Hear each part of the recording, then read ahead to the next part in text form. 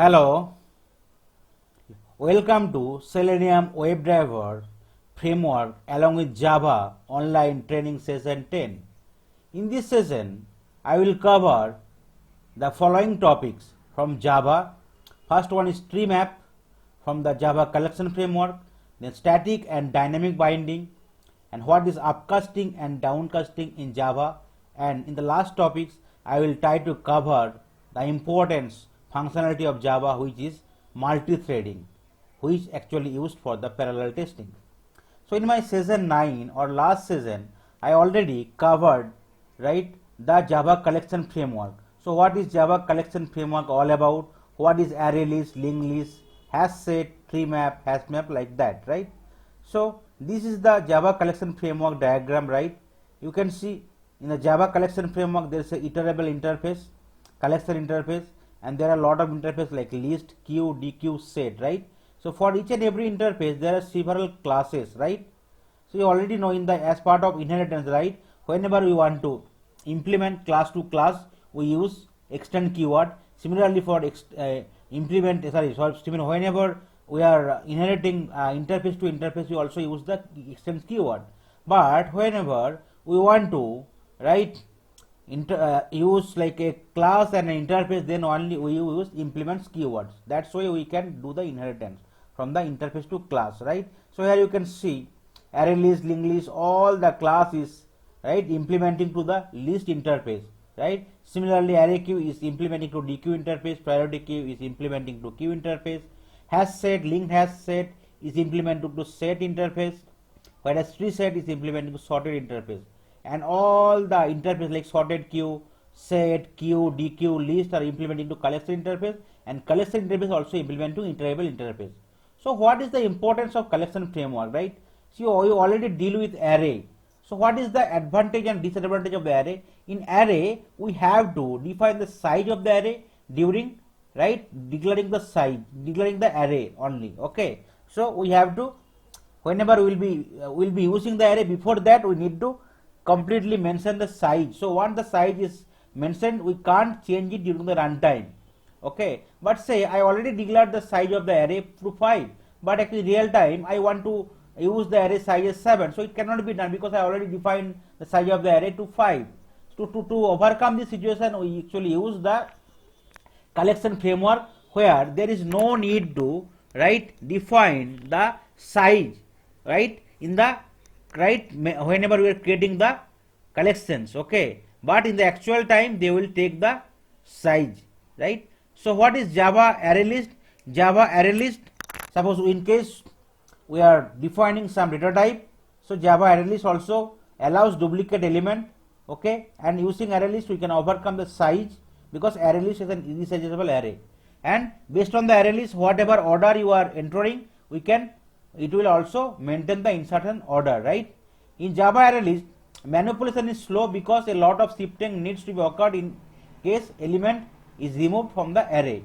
Okay, but in case I want to add or remove the data from the both sides, so Java array list will not be the important collection framework, so we have to use the linked list. Okay, so with the help of Java linked list class, which uses double linked list to store the element, it provides a linked list data structure, right? So Java linked list class contains duplicate element, okay, whereas Java linked list class mention insertion order, but array list does not maintain any order.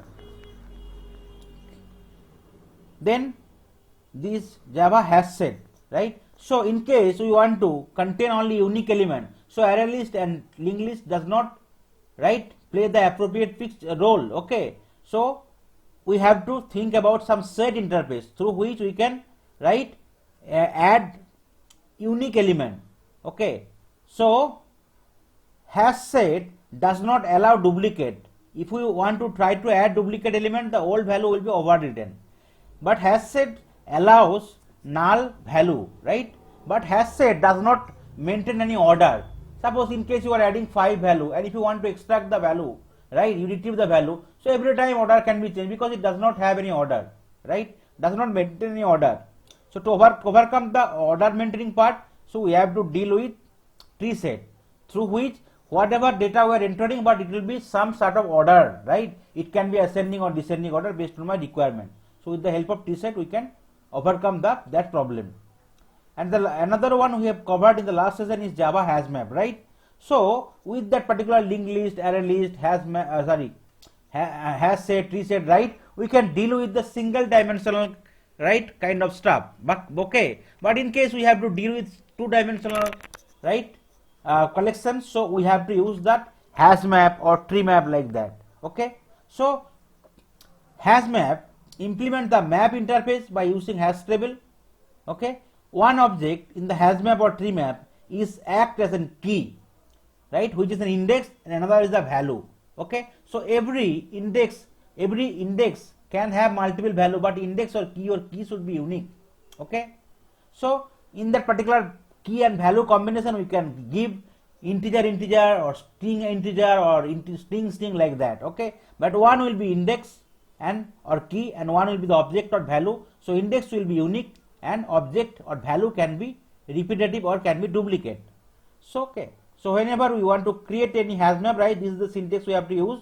Okay, if I go to the Eclipse for the last session, you can see here this is the syntax for hash map, right? So before hash map, if we go for the linked list, array list, you can see here, right? So this is the one dimensional part for the linked list or array list, right, or hash set or tree set. So let's first see the last code whatever we have written for array list. So this is the array list name, and we need to define the data type here. We need to create a variable's name, right? Then we can add the data one by one. Then we can get the size, and also you can print the value with the help of, right, for loop or enhanced for loop we can use. We can remove the data, we can change the data, we can add more data. Okay, that is the array list. And similar way we can use the linked list, hash set, right, and tree set. But whenever we are dealing with two dimensional stuff, we have to think about the map interface, right? Either it can be hash map or tree map, right? We can give in the hash map or tree map, we can give the key and value pair combination right here. So hash map, and then this is the keys and this is the value.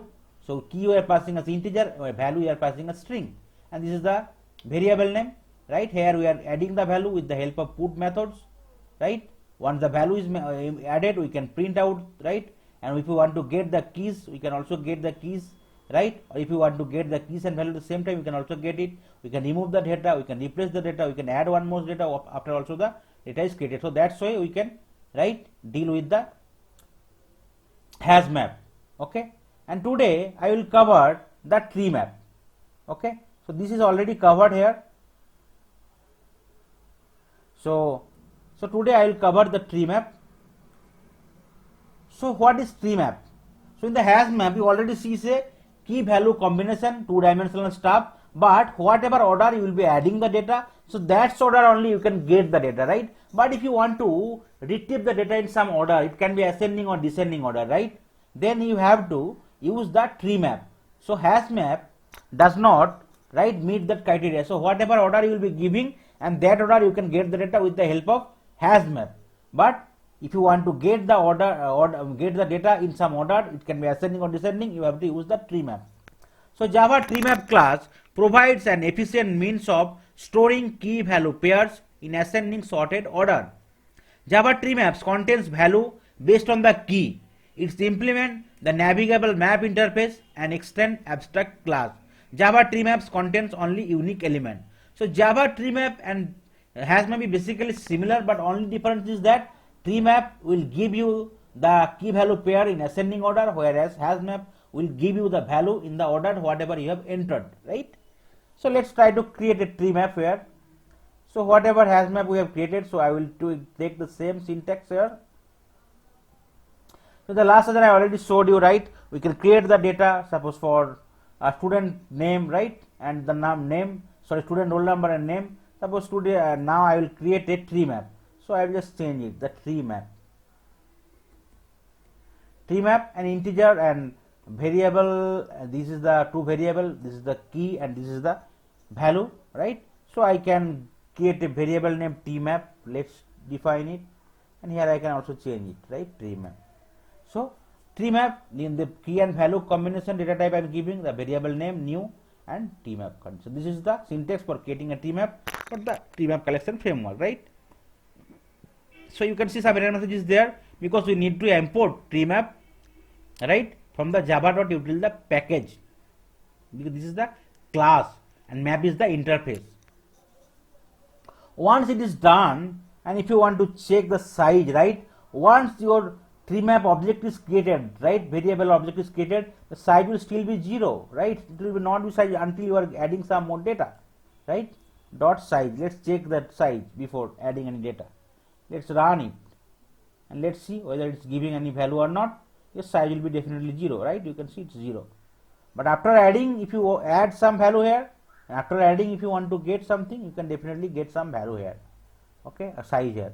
So tmap dot put, right, this is the, you can see integer key and string value. That's why you need to add some data in the tmap.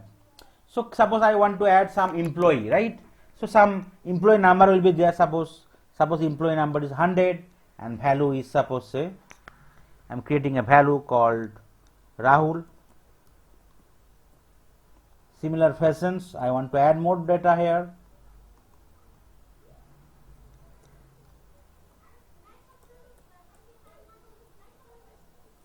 Okay, let's add 50 here, employee number 50.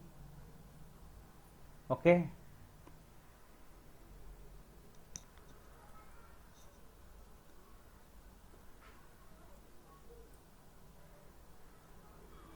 Novin, employee number 150, Provin, okay, and let's say 200. Okay, so say instead of Rahul, say it can be Saurabh. Okay, so we are adding 4 data here. Okay, after adding 4 data, if you want to get the size, you can get it, the size easily, right. You can see size is 4, right. Okay, now say I want to get the values, okay, but whereas for the hash map, right, whatever order you are giving the data, in that order you can get the data, but for the tree map it will be in ascending order. Okay, say just let's print out t map, so all the details will be printed out here, right, but it will be in ascending order, but not in the order whatever way you give it, right. You can see as 50 Navin, 100 Rahul, 150 Provin and 200 Saurabh. Okay, it is an ascending order, right.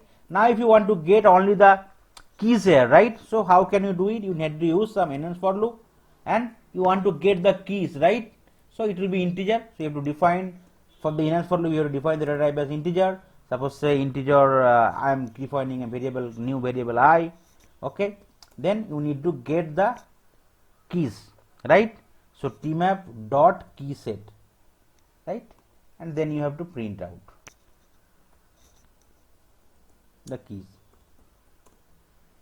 right. Simply you need to print out the I.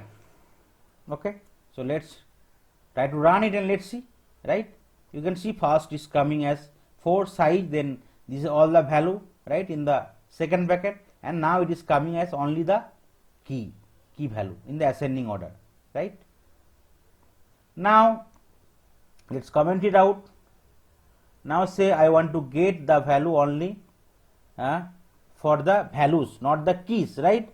So I will be using some for loop, and here I have to print, I need to print out the only the values here. So what is the data type for the values? Is string, right.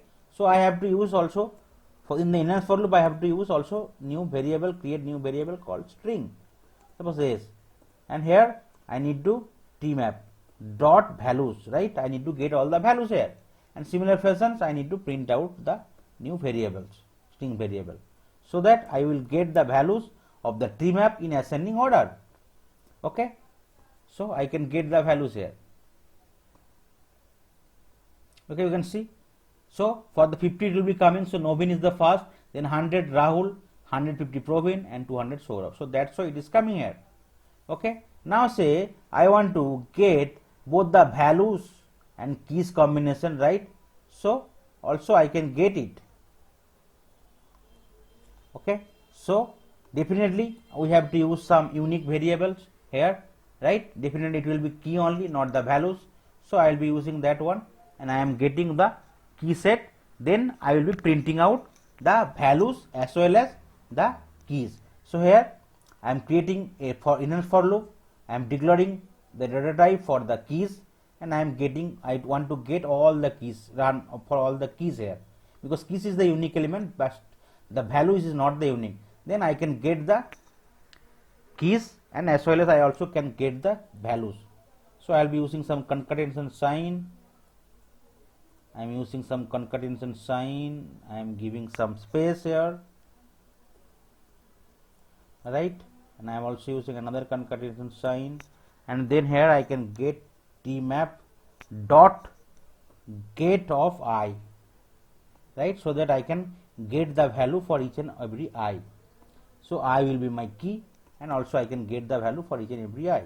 So it will give you the, right, both keys and values. You can see here 50 is Naveen, 100 is Rahul, 150 is Praveen, and 200 is Saurabh, right?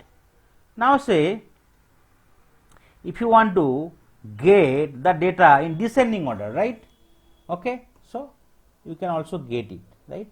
Let's comment it out, or let's keep it. But I want, before for the value calculation, I want to get the data in the descending order, right? So you need to give SYSO dot tmap dot descending order, right? Descending map or descending set, anything if you want to get it. It will, if you print out the descending map, it will give you the all the map, both key value combination in the descending order, right?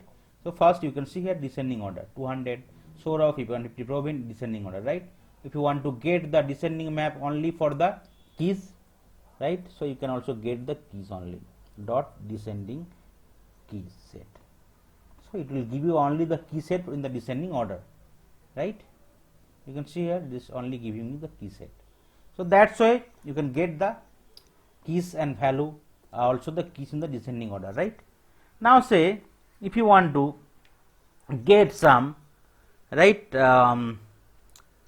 subset of that particular map, right? So how can you get it?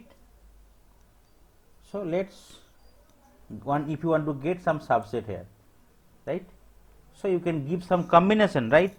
T map dot sub map, right? You can see is form map integer 2 key, right?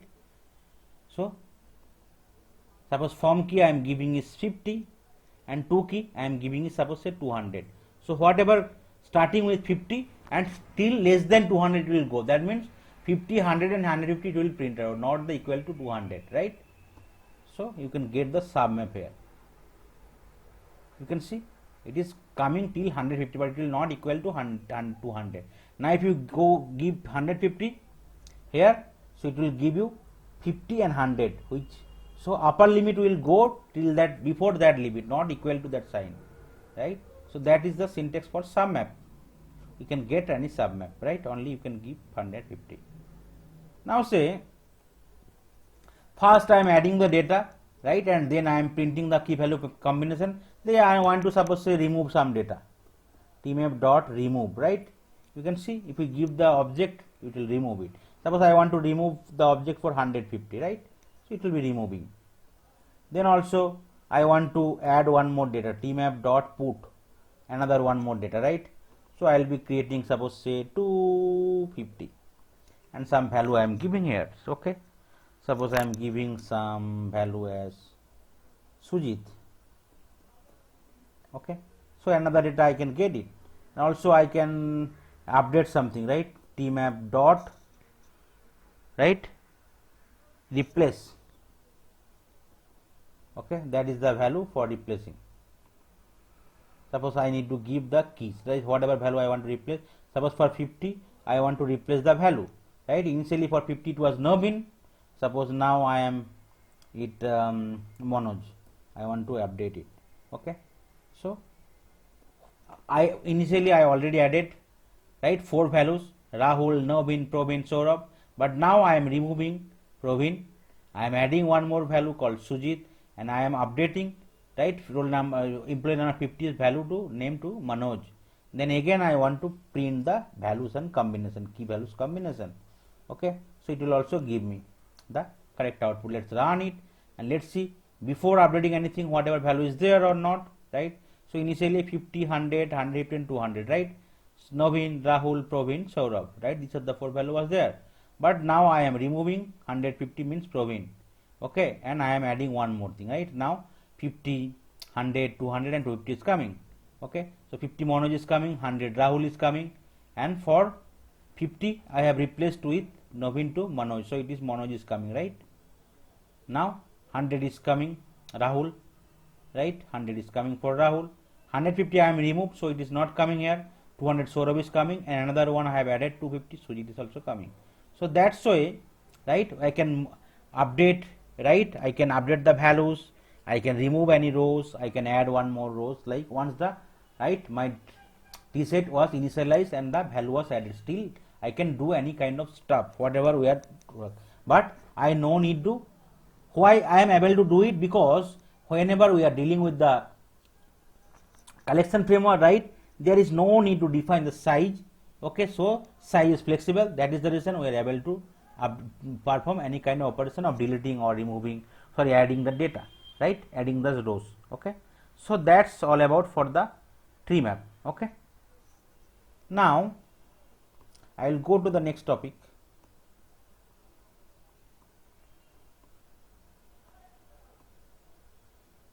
For today's session, then what is static and dynamic binding?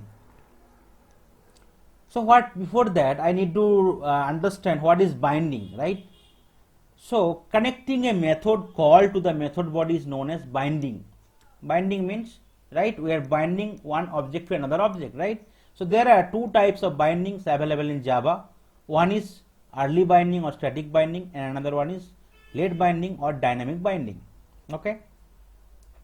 When the binding we can resolve at the compile time, right? So compile is known as static or early binding. Compile time means, right, before running your script, right, if you solve the problem, you can know that what will be the kind of stuff binding will be there, so you can, it is known as static or early binding, right? But whenever compiler is not able to resolve the call or binding at the compile time, only whenever you are running the code, then only you can get to know whatever binding will be there, so it will be known as dynamic or late binding because it is happening on the late. Similarly for the static binding, it is happening early because it is running before running the code only, it is in the compile time you can get to know, right? So method overriding is a perfect example of dynamic binding, as in overriding both parent and child classes have same method, and in this case the type of the object determines which method is to be executed.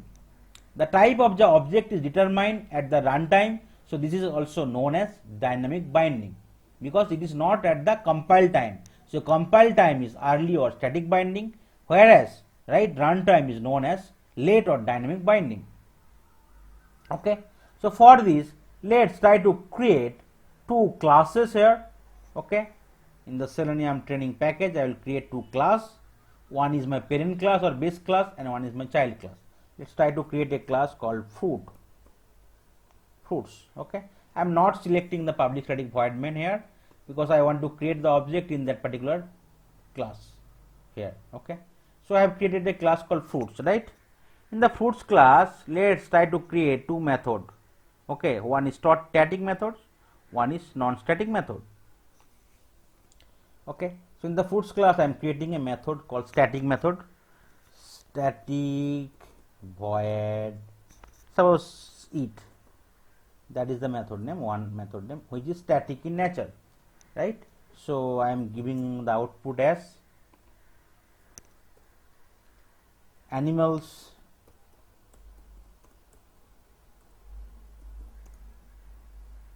used to eat fruits, okay. So that is the output.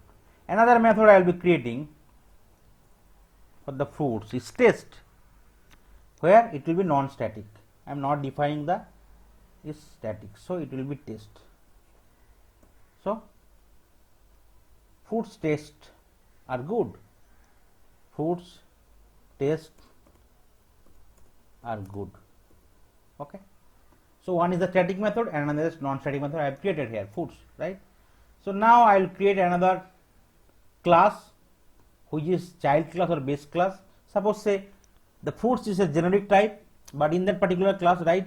Suppose say mango or banana or orange, that can be another class I can create it, which will definitely implementing to the parent class which is fruits, right? So suppose I am creating a class called mango. Okay, I am not selecting the public static void main. So the mango will be extending to the parent class, right? So mango will be extending to the parent class, extending fruits. FRUITS fruits. FRU. Okay. Now similar way, I will create two more method here for the mango. One will be eat and one will be taste, right? So same way, the eat will be still static and taste will be non-static. Here I am changing the output, right? Animal used to eat mango. Here I am saying the mango taste is good. Okay. So now we have created parent class or base class and this is the child class, right? Where we have created two methods, right? Eat is static for both the parent and child class or base or subclass, and whereas taste is non-static, right? Now let's try to create a object, right, for the fruits class, which is the parent class here. Okay, this is the fruits class. So I will be creating a object here, fruits object 1 equal to new fruits. Okay. Now if I call object 1 dot any kind of methods, whatever is available here, eat or taste. So suppose say eat, I am calling it. So what it will be there? It will be static binding, right? Because I can get to know already, because I am creating the object for instance for the foods only, right? So there is no need to interaction is required for the child class. So definitely it will be static binding. I can get to know in the after going through the code only, because it will not impact anything to the mango. So it will be static binding, right? Or early binding. Now if you run it, you can see the output will be coming from the food class. Okay, animal used to eat fruits, because this is the written in the fruits class, and here it is also statics, right? Now again try to create a class for the mango, right? So I will be creating another class mango, which is object true. Object here I will be also creating a class, sorry, object for instance for the mango class with the reference of also mango class, right? Then with the help of object 2, if I want to get eat or anything, right, eat or taste, so I can get the information from the mango class only, right? I can get the output whatever written for the mango class. It is also will be static binding.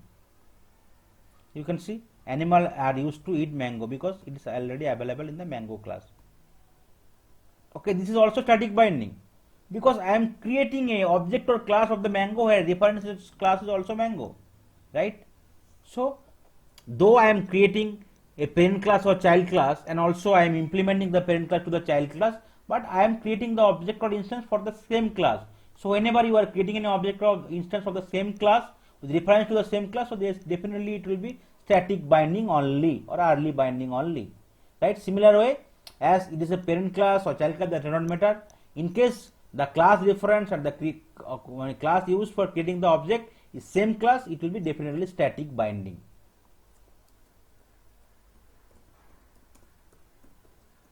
Okay. Now say I will be creating a object or instance, right, of the child class, but with the reference of parent class. So reference will be parent class, but object I am creating the class for use with the help of child class, right? This is the reference will be the parent class, so object 3, but here the class will be my child class. Okay. So here it can be static binding or it can be dynamic binding. Okay. Now say with the help of object 3, if you want to call the id method, so it will be still static binding. Why it is static binding? But it should be dynamic binding, right? Because your your parent class method will be overridden, right? Because that particular id method is already there in the parent and child class, and you are creating an object or instance of your child class, but reference is your parent class, so it can be overridden, but still it will be static binding. It will not be dynamic binding. Why? Because here in your parent class that method is static. It is not, it is, in case it will be non-static, then definitely it will be dynamic binding. But as your parent class method also is static, so static method cannot be overridden, right? Since that method is static in the parent class or super class, then compilers know that it will not be overridden in the subclass, and hence compilers know during compile time which print method to be called, and there is no ambiguity, so it will be static binding only. Now if you run it, you can see it will be still calling the parent class, right? You can see animal used to eat fruits. Okay. Now let's comment out the above 2 lines of code here.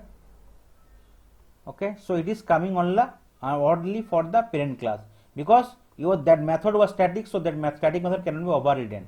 Now say with the help of object 3, I will call another method, right, which is non-static, right, called test.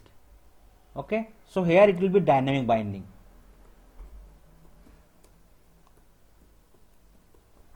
Right, as part of method overriding, right, which is also known as polymorphism. In the polymorphism there are 2 forms. One is method overloading and another one is method overriding. In case of method overloading, your method name can be same, but your number of argument or data type of the argument can be different. And whereas for the method overriding, which is another form of polymorphism, you have to create a parent class and child class, and in both the class one methods will be in common and which will be non-static in nature, so that if you want to call that methods, your parent class will be overridden and your child class will be preceding, right? So here if you call it, so it is non-static, so that method's body will be getting out, as part of output it will be printed, not your parent class methods, right? So this is called dynamic binding, right? That part is called dynamic binding. Let's run it and let's see how it is behaving. You can see first part is static binding, because that method is static, so it is coming, right? Animal used to eat fruits, first part. And second part, test, where test method is not the static method, so it will be overriding. That is the reason fruits or taste good is not coming. Instead of that, your child class or subclass method is coming here, right? Mango taste is good, right?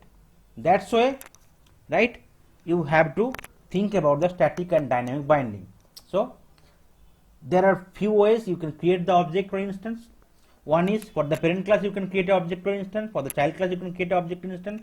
But for the child class you can create an object, for instance, with the help of parent class reference, where definitely it will try to happen for the for the dynamic binding. But in case parent method is also static, so it will also go for the static binding. But in case parent class method is also non-static, so it will go for the dynamic binding. Okay, so that's all about for the static and dynamic binding. Okay. Then the next topic for today's sessions I will try to cover, which is upcasting and downcasting in Java, right? So what is casting? Before upcasting and downcasting, you need to understand what is casting all about, right? So casting means it is telling the compiler that an object of type A is actually of more specific type B, and thus gaining access to all the methods on B that you would not have had otherwise. So in the real time, in the society, right, also we have some casting, right?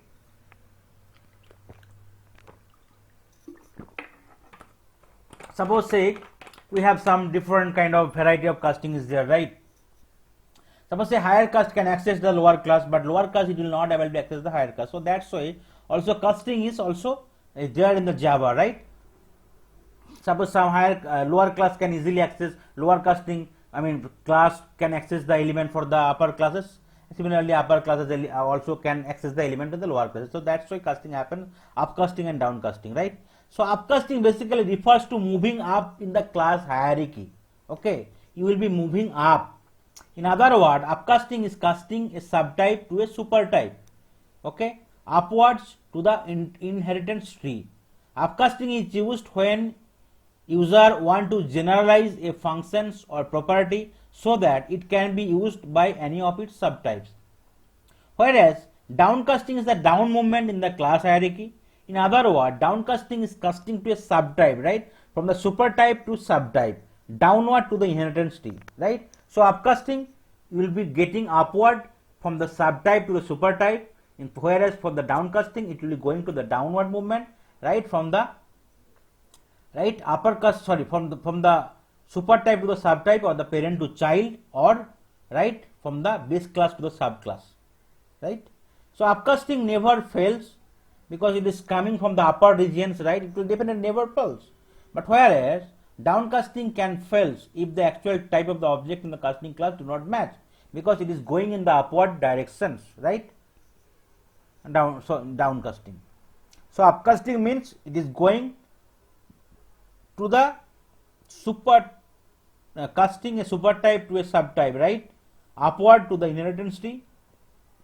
Whereas downcasting is down movement in the class hierarchy, or going to the down, I mean from the casting to a subtype, right? Or the downward to the inheritance tree. Okay. So in the static and time binding session, right, we already create two more classes. One is the parent class is called fruits, and one is the child class called mango. Okay. So in both the class we have created two methods, one is static and one is dynamic. Sorry, one is static, one is non-static, and both the method name was same, right? Now say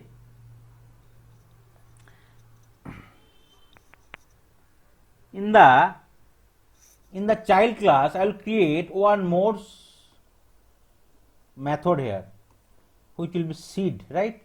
So it will be non-static, called seed. Okay. So mango is having one seed, big seed or seed. Okay. So definitely mango is used to have only one seed for most of the mangoes, right? So that's another method I have created for the mango class. Okay, but I am not writing anything for the fruit class. So here I already created, right, the, let's comment it out, these two. So I have already created a object or instance for the mango class with reference to the parent class, which is fruit class, right?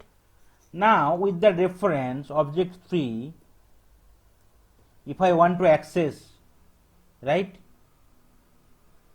you can see here from the parent class reference, if we want to access the child class methods, so it is not be possible, right? You can see. So before that, let's try to create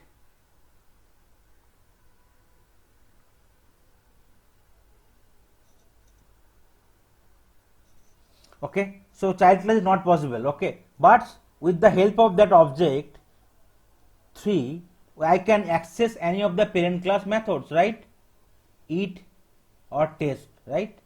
So if I want to use eat, so it will give me the output for the eat, right? In case, because it is static, but in case it is taste, I want to use that particular method's taste, so it will give me the value for mango, right? So let's try to use that particular mango, sorry, taste here instead of eat. So try to access that method. Okay. So it will be upcasting. Why it is upcasting? Because I am creating a class for the child class with the reference of parent class, and after that with that object I am accessing the methods of the child class, right? So it is going right from the up in the upward directions, right? So that is called upcasting. Okay, so let's run it and let's see. So it will give me the result, because mango test is good because it is getting overridden, right? But whatever we have written, we have created the object or instance, right? With that object or instance, right? If I want to completely access an method which is only available in the child class, it will not be possible. Okay, let's try to see. So with that particular object reference, if you want to search that seed method, it is not coming here, right? But still, if you want to forcefully, if you want to run it, you can see here some error message will be coming right here. What message is coming? Create method seed in the type fruits, because in the type fruits it is not available, right? So if you want to still run it, it will throw some error, right? Main thread, unresolved computational problem. The method's seed is undefined for the type fruits because it is not available in the parent class. It is only available in the child class, so it is not possible with the help of upcasting. So you have to go for the downcasting, right? So how you can go it, right? So it is showing as unresolved compilation problem if parent class and the child class both have the same method, means child class is overriding the parent class method, then your child class method will be called for the other part, right? So it is called upcasting. So here test was common in both the part, but your child class method will be called. But in case any of the functionality is not having in both the parent and child class, and if you still want to access the child class method, it will throw some error. It only can be resolved with the help of downcasting. So how can you do the downcasting? So you have to create a object or instance for the child class. So my child class is mango, right? So I will be creating another object, mango obj 4, right? Where you will be downcasting, right? So you will be using that mango as reference, same class, and you will be giving that object for the upcasting class whatever you have created. You have typecasting here, which is also called typecasting or downcasting. Okay, now with that new object whatever you created, right, for the after downcasting, so now you can get all the method here, right, for the child class. Okay, you can see all the methods, seed, test or it, you can easily access it, the seed method. Oh, it will be downcasting.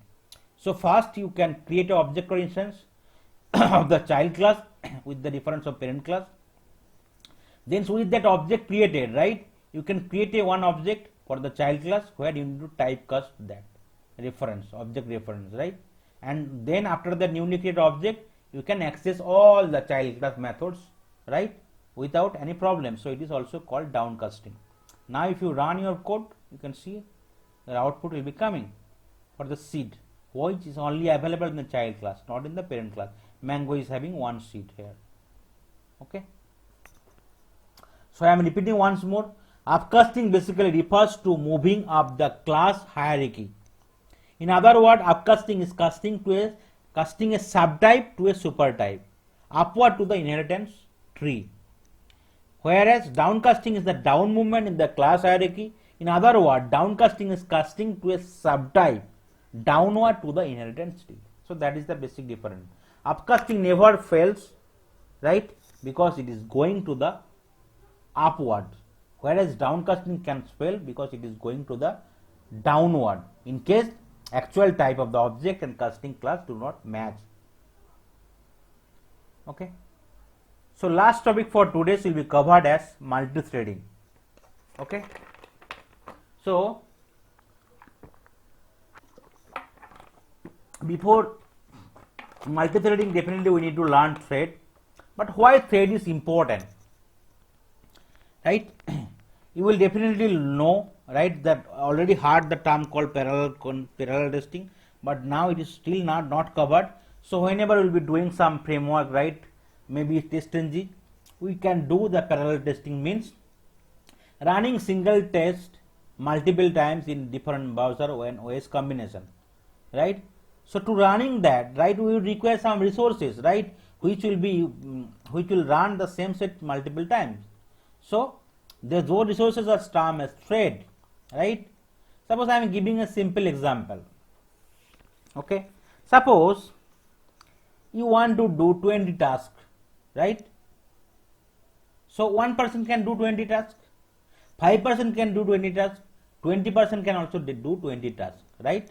So in case it is one person, so one thread will work for 20 tasks, and definitely it will take some time. In case it is 5%, it will take less time, because 5% will pick up 5 tasks, and after completing it will pick up another 5 tasks and another 5 tasks and the last 5 tasks, like that. In case it is 20 resources, so 20 resources, each resource will pick up 1 task, and 20 tasks will be completed in shorter span of time. So that is the reasons, right? Threads also plays an important role in Java, which helps especially for the parallel test execution, right? So multi-threading is a mechanism that allows concurrent execution of 2 or more parts of a program for maximum utilization of CPU. Each part of such program is called thread. Threads are lightweight process within a process. Okay, threads are lightweight process within a process. Okay, threads are independent. If there occurs exception in one thread, it does not affect other threads, right? It uses shared memory area. So I was giving the example, right? Suppose say 20 tasks I need to complete it by 5 different person, 5 different resources. So what happens? 5 resources will pick up 5 tasks. Okay, once the 5 tasks is completed, once anyone is completing the task, you will free and he will pick up the next task, right? Suppose say after completing 50 tasks, say 2 resources are used to sit idle, or because they are not having an adequate energy to complete the remaining tasks. So what happens?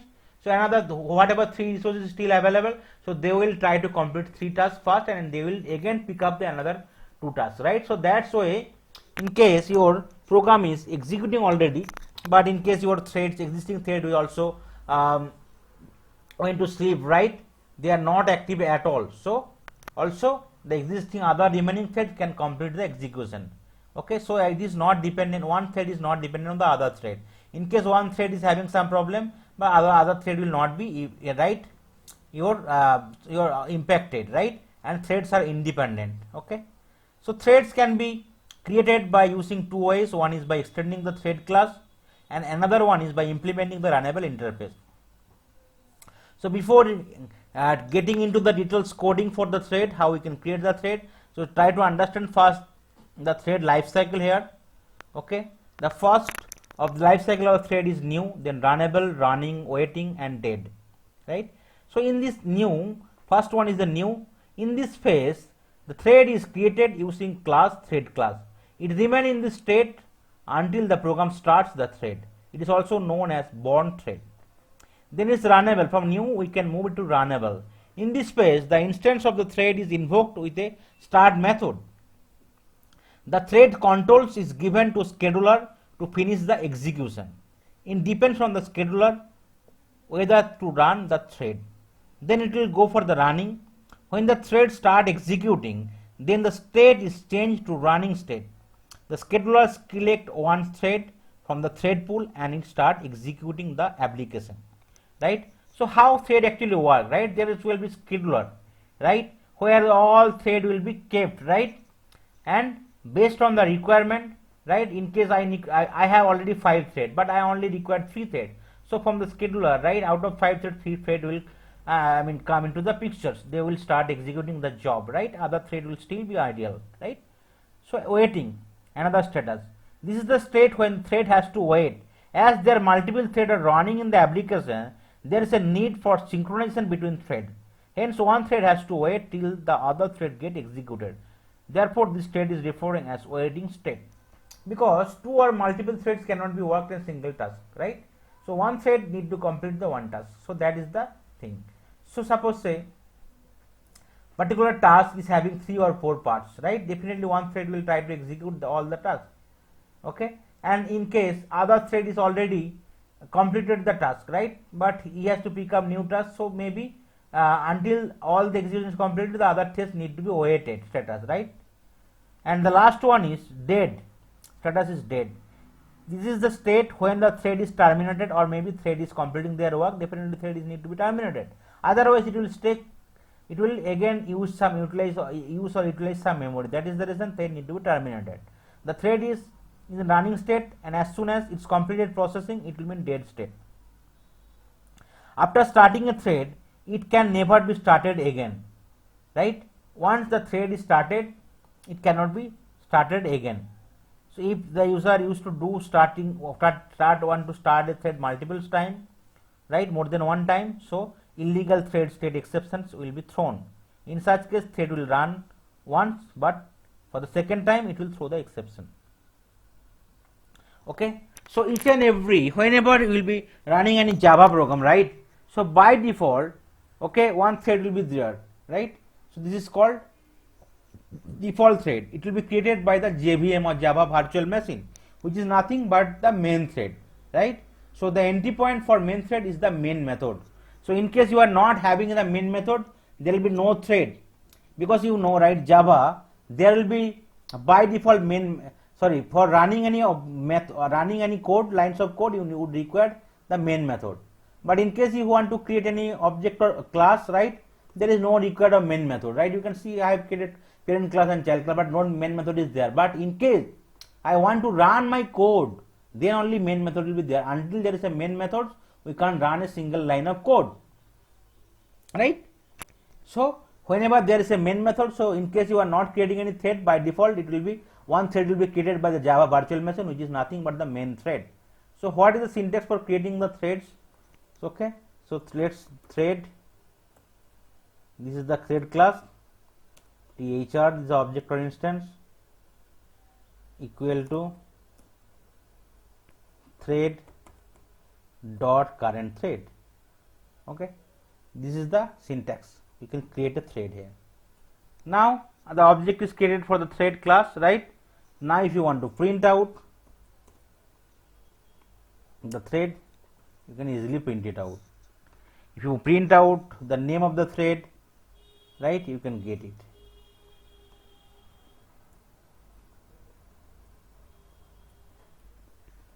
Okay, so if I want to get the name of the thread, so thread dot get name, get ID or get name, get priority,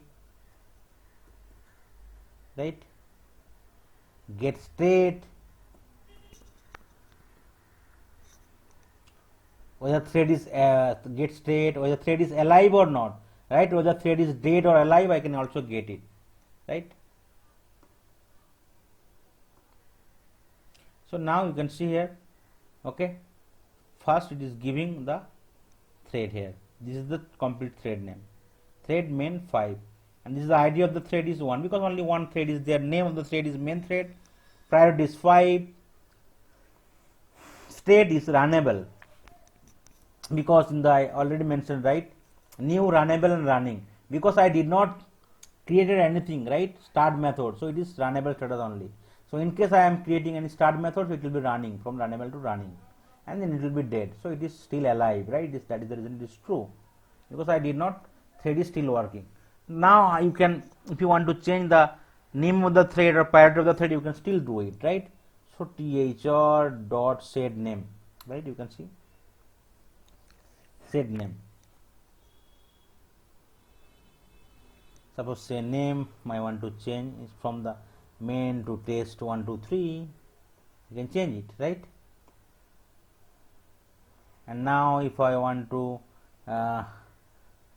change the thread priority, right, so thread priority can be reduced part. Okay, suppose in case any thread priority is 10, so you can set only below 10, but it is not possible, I mean more than 10. Okay, so here by default priority is 5, so if you want to set it to 7, you can see it will throw some error. Okay, let's try to run it. Okay, it is giving now. Now set priority. So now after setting the name of the priority, if you want to get the name and the priority, let's try to retrieve it once more time, and let's see whether the priority and name is set or not, change or not. So initially it was name was main and priority was 5, right? But now it is changed to test 1 2 3 and priority 7. Now let's change it to 2. Okay, so priority can be less or more, it's not, does not problem. So you can set any kind of priority. Okay, you can see name is changing to 1 2 3 and it is 2. Now if you want to check whether any thread is daemon thread or not, right? So how can you check it? SYSO thread dot is daemon. So I will I'll let you know what is all about daemon thread. But now if you want to check whether any thread is daemon thread or not, so you can check it, right? So here you can see false, daemon thread is not daemon thread, right? So to set the daemon thread, you have to set it to as daemon thread. So normal thread will not be in daemon thread. So how can you do it? So dot set, you can see there is a set daemon, right? So you have to make it true, then only your previous thread will be set to daemon thread. Now after setting it, if you want to check whether it is daemon, it definitely will be true. So before it was false. Okay, exceptions occur because your default thread cannot be a daemon thread. In case more than one thread is there, then only you can change it to daemon thread. Okay, because daemon thread means it is not active. Actually daemon thread is used for the clearing the memory, right? For clearing the garbage, daemon thread actually used. So these are not the normal thread. So whenever any kind of program is running, definitely by default there should be one single thread, and that single thread cannot be set to daemon thread. In case multiple thread is there, so one thread will be active and rest of the thread you can do it daemon thread. But in case only there is one thread, you can make it daemon thread. So that is the reason it is throwing some error. So I will show you, in case there is a multiple thread, you can create one thread to daemon thread. But definitely one thread will be there. In case there is no thread, so by default there will be main thread for the main class, main method. Okay, so how to create a thread, right? So I already mentioned in the slide, right? By extending the thread class or by implementing the runnable interface, right? So let's create a new class here.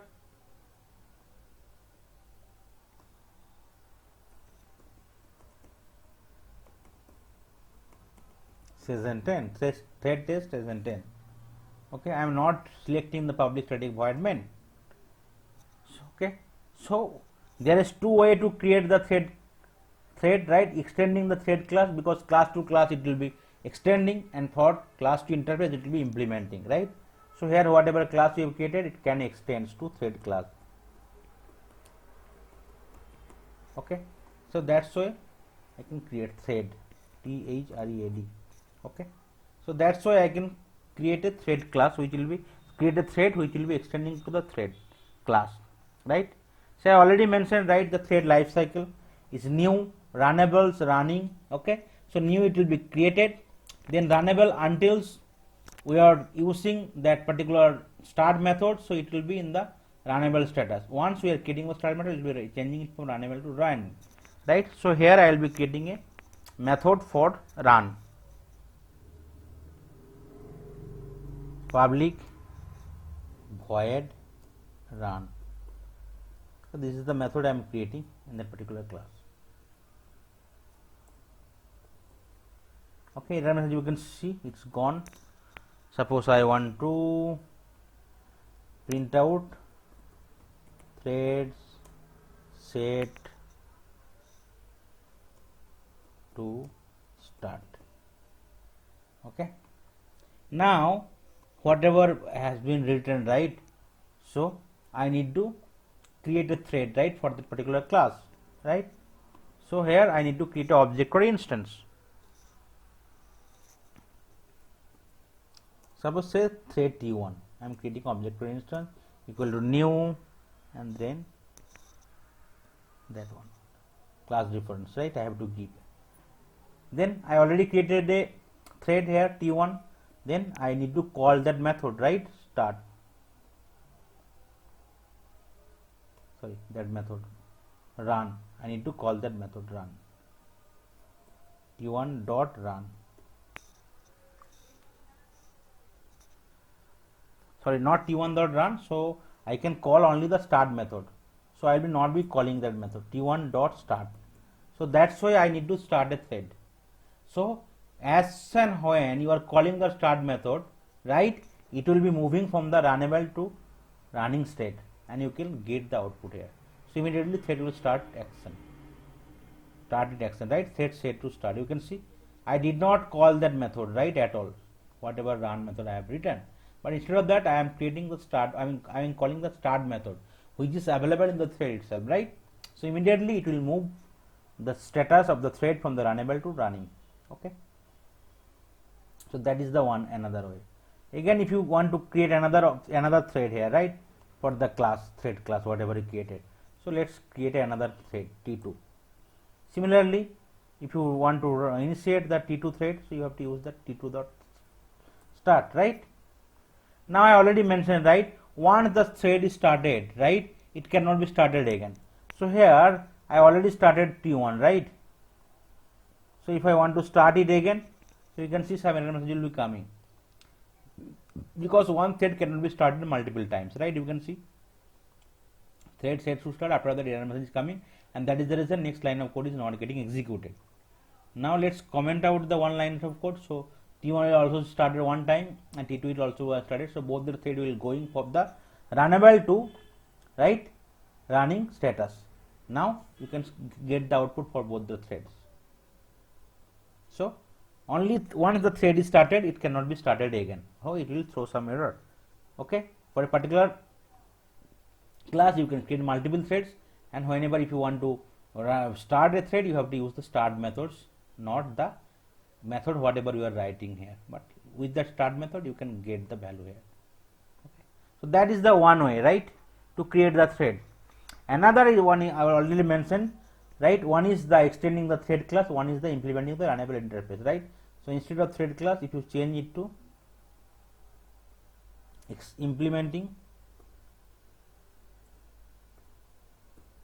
implements runnable interface.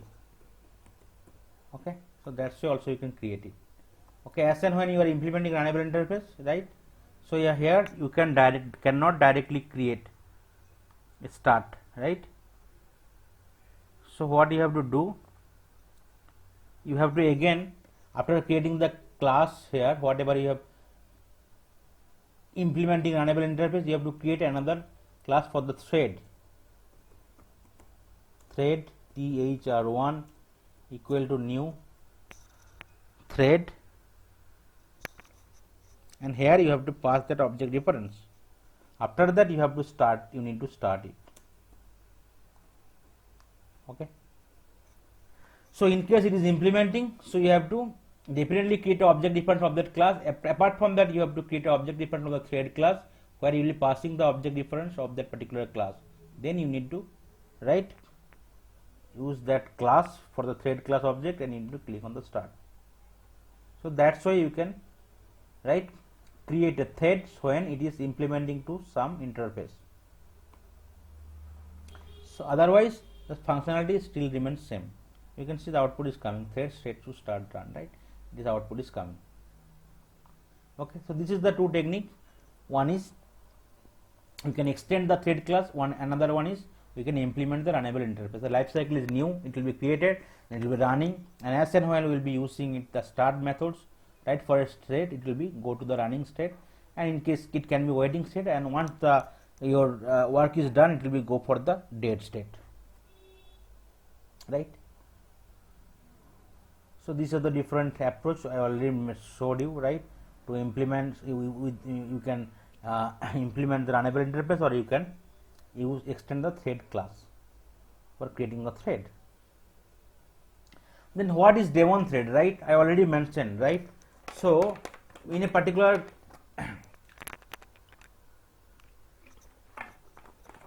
Java method, by default one thread will be there.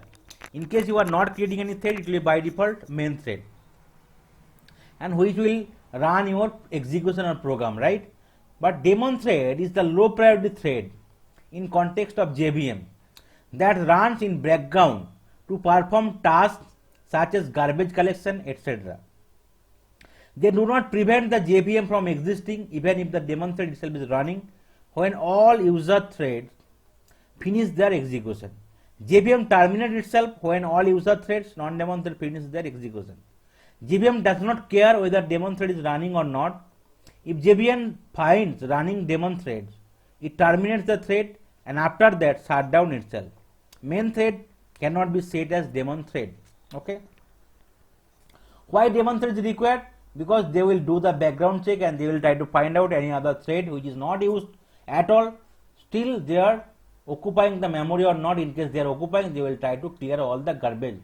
So okay, in case if you want to set the daemon, some of the thread to daemon thread, definitely multiple thread will be there, but and by default main thread cannot be set to daemon thread. To set a thread to a daemon thread, I already showed you right here. So we need to use it is daemon equal to true, right? Is daemon equal to true? Okay. In case user calls the set daemons methods after starting the thread start method, it will throw some exception. So once the thread is started, right, you can't set it to daemon thread. So before it is started, you need to set it to daemon thread. And to check if the set is daemon thread, user simply need to call the method is daemon, right? So here suppose say I already written, right, the program. Thread is yet to start the thread, right? Now in the main thread, say whatever we are creating here, right? Let's try to create, set it to daemon thread, right? So thr1 dot set daemon equal to true. Okay, and after that if you want to check whether it has been daemon thread or not, thr1 dot is daemon, right, or is alive or is interrupted, you can check it. Let's try to run it, and you can see some error message is coming, right? Because I already mentioned, right, if you want to set some thread to daemon thread, you need to be done before the set method, before the start method is running. But here we have setting after the start method, right? So if you cut paste the line here, now it will be working, okay? Because you are setting the daemon thread before it is starting. Now you can see it is true, okay? It is true, and you are not getting any output here, right? Though it is starting, it is you are not getting any output. Why? Because daemon thread will not be only used for the garbage collection stuff, right? It will not do any other work, right? It will terminate the other threads which is not working at all. That is the reason you are not getting any output. But if you do not set the thread to daemon thread, you will get some output here. The whatever has been written in the start method, right? You can see here thread to start, and it is false because it was you are not setting to true. As and when you are setting the thread to daemon thread, you will not get the output whatever is written in your class, and your daemon thread will be true.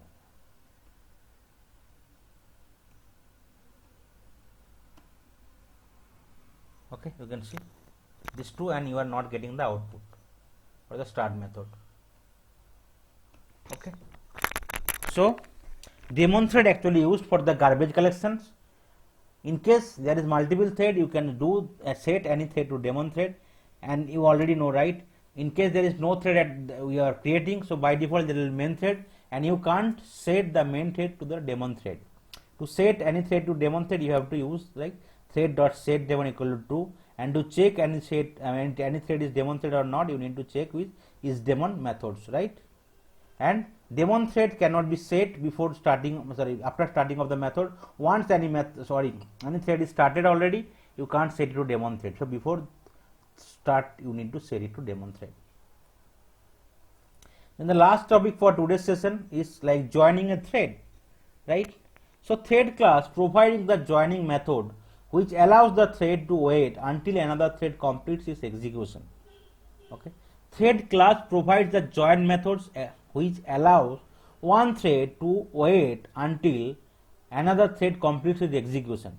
When user invokes the join method on a thread, the calling thread goes into the waiting state. It remains in a waiting state until the reference thread terminates. Okay, so I am giving you a simple example. Say, so you are having, suppose say, 5 tasks, okay, and 3 resources. Okay, so, or maybe suppose say you are having 7 tasks and 3 resources. So what will happen? 3 resources can complete the 3 tasks, so there will be remaining 4 tasks. Okay, so 4 tasks cannot be completed, right, by the 3 resources one time. So suppose say I am keeping 2 resources ideal and I am completing 1 task by 1 resources. So next time 1 task will be completed, so 4 tasks will be completed. Now I want 3 resources to run for the next 3 tasks, so it will be divided, right. So for the other 2 resources we will be waiting for some time until the 4th task is getting completed by another resource. So that's why I can wait. I can give some wait time for the other thread, so that will still ideal. Or maybe out of 7 tasks, first 1 resources will complete the first task, other 2 resources will be ideal state or waiting state. After that 3 resources will go for the 3 tasks. So that's why it can be happen, right. So other threads will be waiting for some time. Okay, so thread class provides a join method which allows one thread to wait until another thread completes its execution. Okay, in normal circumstances we generally have more than one thread. Thread scheduler schedules the threads which does not guarantee the order of execution of the threads. Okay, suppose say we have 3 threads, T1, T2, T3, right. In case suppose you are having some task, so every time in case you are running the right work or task, so it is, no one can guarantee that the same order it will happen the execution, or same thread will be going for the execution at the same time, right. So if the threads does not work in the sequential manner, right. Okay, so every time user run any kind of code, they can get different result for the each and every time because of the threads, like they are not maintaining any sequence, right. They are kept in the scheduler, and based on their availability any thread can come into the pictures and they can complete their work, but only one thread will work for the particular task. So I will show you why the joining is important here, right. So before that, let's try to modify the line of code here. So we already created a methods for run methods, right. So instead of that particular task, let's try to use a for loop here. Okay, so it will print some value for the for loop. Okay, so I'll be using a for loop here for integer I equal to 0. It will start from 0, then I less than 10, semicolon, I need to give, and I plus plus. So here whenever I will be using the start method, so run method will be called and it will go for some for loop, right.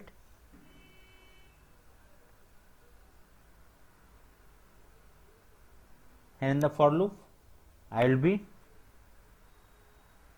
using the thread dot sleep. Every time I will be sitting for 1 second, right. Now you can see some error message is coming, and here error message is coming, so I need to surround with try catch block. So error message is gone. Now also if we want to print the value here, so you can print out the value of I.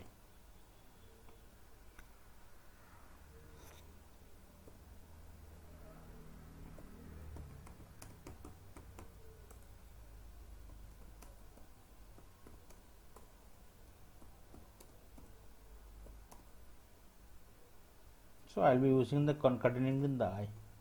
Every time it will be I. Okay. Why it is not happening? User threads value.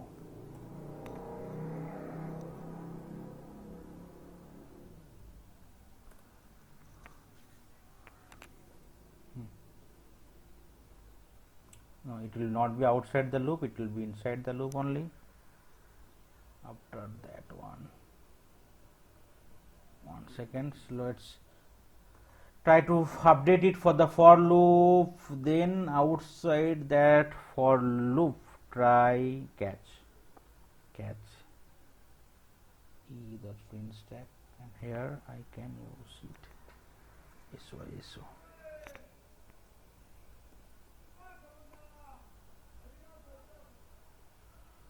Once again it is closing here and it is also closing here. What is the problem? Okay, I need to give another bracket here to close it.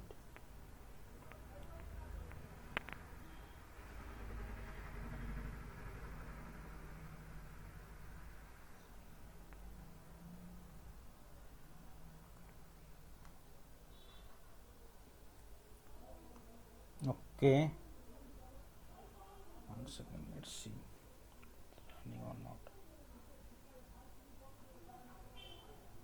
Okay, so there was some problem because it should be the outside that particular loop try catch block, so that was the reason it was showing some error. So we have created a for loop I equal to 1, I less than equal to 10, then every time before running the loop, right? So here it is starting from the 1 and it will go for the 10, right? So it will go for 9, 1 2 3 4 5 6 7 8 9, it will print till 9, right? And every time running printing 1 2 3 4, every time it will wait for 1 second, okay, 1000 millisecond, then it will give you the value. Now here if you want to start it, right, let's comment out this kind of stuff here. Let's try to run it here, thread.start.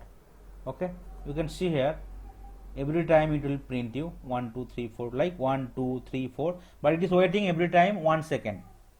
Okay, 7 8 and 9, right? It will go till the 9. 1 second, why it is going till, okay, because equal to, it was equal to 10, it was equal to 10, that is the reason it was going to till the 10. Okay, now say I am creating another thread which is thread 2. Okay, so here I am creating another object t2 thread 2, let's comment it to the left, and with that help reference I am creating another thread, and now I am starting the thread. Okay, so what happens here? What happens?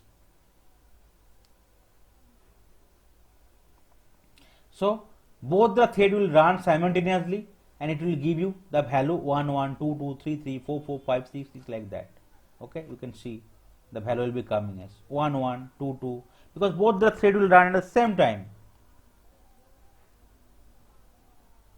right? 7 7 8 8 9 9 and 10 10, right? Now say if you want to create another thread which is 3 and reference is also 3, thread 3, and here I am giving 3, so again I am starting the thread 3. So 3 state I am creating. So both the thread will try to run the for loop, right? And every time it will try to get the value 1 to 10. Okay, so all 1 1 1 2 2 2 3 3 3, it will run in a single time. Okay, after waiting for 1 second. So it will go for 1 to 10 for all the thread in a single time. Now say, right, I want to execute thread 1 for 5 seconds, and after that I want to execute thread 2 and thread 3. Then how can you do it? So you have to use that join keyword, right?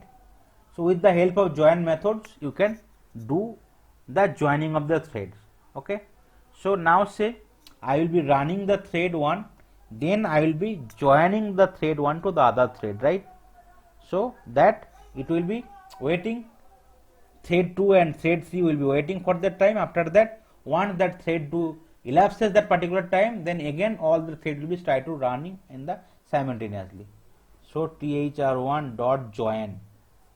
Okay, so you can see you can only join use, or you can give some millisecond, right?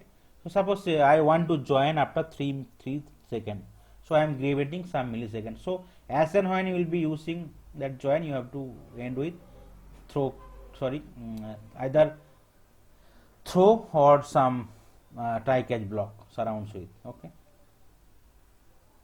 now what happens? So I am waiting 3 seconds, right? So thread 1 it will be running for 3 times, right? 3 seconds, because the interval is 1 second here, right? So for the thread 1, 2, 3 will be printed out. After that 4, 5, 6, 7, 8, 9, 10, and other thread 2 and 3 will be working from again 1 to 10. So that's how it will be working. Let's run the code and you can understand it. So for the first thread it will try run for the 3 second, right? Only for the first and 1 through 3 is coming, and for the 3 second onward it will be for first thread and second and third thread, right? So 4, 1, 1, 5, 2, 2, right? Similar way it is coming. And once the first thread is completed, but still second and third thread will be picture, right? So it is still working here. So initially it will be 1, 2, 3, and after 3 seconds it will 3 thread will run, right? So you can see 1, 2, 3, 1, 1, 4, 2, 2, 5, 3, 3, 6, 4, 4, 7, 5, 5, 8, 6, 6, 9, 7, 7, 10. And after 10 your first thread is completed, but second and third is not completed, so only 8, 8, 9, 9, and 10, 10. Now say here if you giving 5 seconds, right? So your first thread will work for 5 seconds, and after that your second and third thread will be joining to the third thread, right? So you can see 1, 2, 3, 4, 5 is coming first. After that 1, 1, 6, 2, 2, 7, 3, 3, 8, 4, 4, 9, 5, 5, 10. After that second and third thread 6, 6, 7, 7, 8, 8, 9, 9, and 10, 10. So that is the importance of joining of the thread, right? Until you are not joining, so you can't wait some thread for the some time, right? Otherwise, in case you are not joining, all your thread will execute in the same time. So that is the importance of the joining, right? So what is all about thread? Thread is like kind of you can use multiple thread for multiple execution in parallel. So you can create a thread with the help of thread class or with the help of implementing runnable interface. Thread lifecycle is new, runnable, running, waiting, dead, right? And in case of daemon thread, right? So in case your system, definitely one thread should be there, and as and when if you want to run your program, definitely just like the main method, right? Main thread will be there. You can get the priority thread, everything, and you can, if you want to change the priority name, you can definitely change it. You can check whether thread is interrupted alive or not. You can check whether thread is set to daemon or not. Otherwise you can set it daemon thread. So daemon thread is nothing but the low priority thread for use for the garbage collection stuff, right? And another important thing is that joining methods. In case if you want to not execute all the threads simultaneously, you can hold for some time for the other thread, and after that you with the help of join method you can join the thread with that previous thread. Okay, so that's all about thread and for today's session. So hopefully we'll meet in the next session. Thank you.